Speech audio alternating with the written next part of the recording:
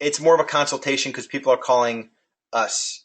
When you're outbound dialing, it's a sales call, right? You got to fight them for the appointment, and then you've got to do the seller info sheet. So seller info sheets, step one of the process. I'll go into in a minute. We just assume the appointment. So they're calling us. That's the perception of value and just that perceived authority that direct response marketing gets you. So you want them to be reaching out to you. It doesn't necessarily mean that you're going to do anything different. Once you get them to say yes to the appointment, you're still going to move them through that seller info sheet, whatever seller consult, the important questions that you have to ask. We just find that we get the seller talking, find out their why, their big motivation. And because you're going to come back and circle back to that, and you're going to reiterate it again.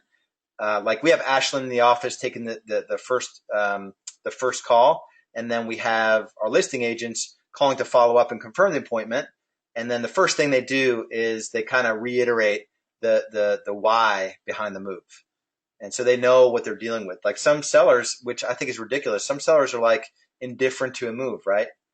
Like, well, we're thinking of moving. It's like you're thinking of moving. Like it's like the most major emotional thing you'll go through, one of the top three, So you want to know that going into it. Yeah, I think we call ours, we still call ours equity evaluation. But you want to call that something, we'll come into the property, we give a full seller equity evaluation.